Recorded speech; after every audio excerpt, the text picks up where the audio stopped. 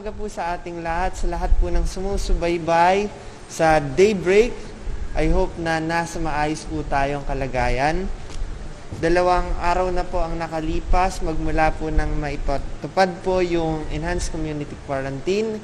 At marami po sa atin ang nanibago dahil muli po itong binalik.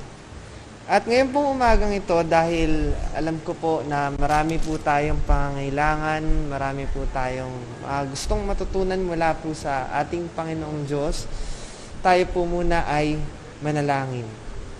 Amin pong Amang makapangyarihan po sa lahat, ikaw po na banal, makatarungan at mabuti po sa lahat ng pagkakataon, nagpapasalamat po kami sa umaga pong ito, sa patuloy mo pong pagpaparanas ng iyong kabutihan sa amin. Sa paglapit po namin sa iyo, buong puso po kami nagpapakumbaba at inaamin po namin ang aming mga nagawang mga pagkakasala.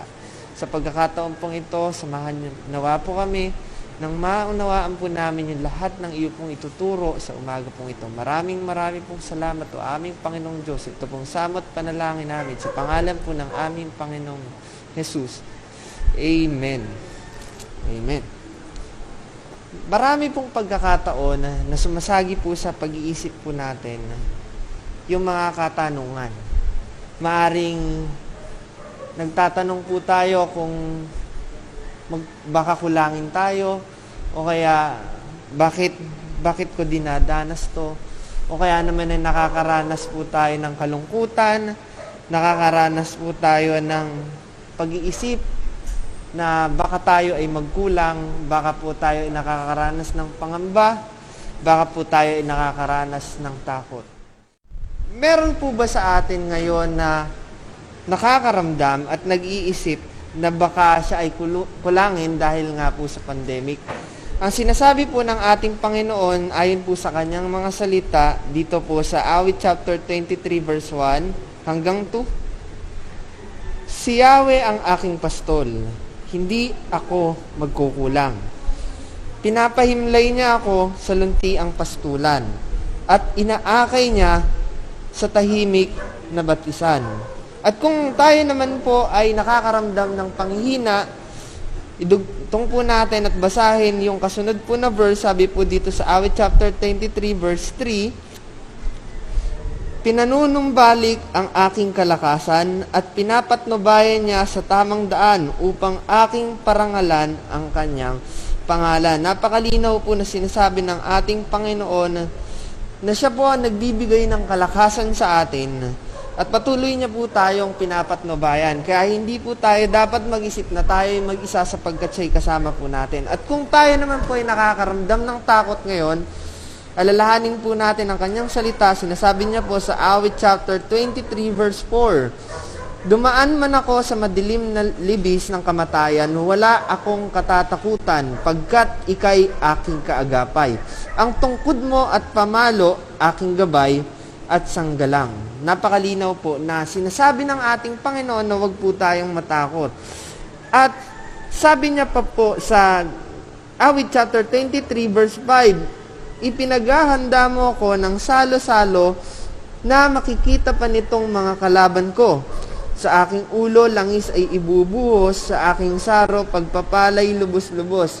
Ibig sabihin po noon, tayo ay pinagpapala ng Diyos. Lagi po nating tatandaan na tayo ay pinagpapala ng Diyos sapagkat siya ay mapagpalang Diyos. At sabi niya din po sa Awit chapter 23 verse 6, kabuti at pag-ibig mo sa akin di magkukulang.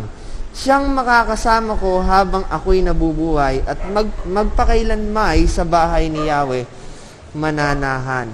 Kung nararamdaman po natin na parang wala ho tayong kasama at wala hong nagmamahal sa atin, lagi po nating tatandaan na ang ating pong Diyos ay iniibig po tayo ng lubusan. Huwag po natin kakalimutan na si Yahweh po ang ating pastol. Siya po ang nangangalaga sa atin. Siya po ang nagpro-provide ng lahat ng pangangailangan po natin. Siya ang nagpro-protekta sa atin. At hindi po tayo pababayaan ng ating Panginoon.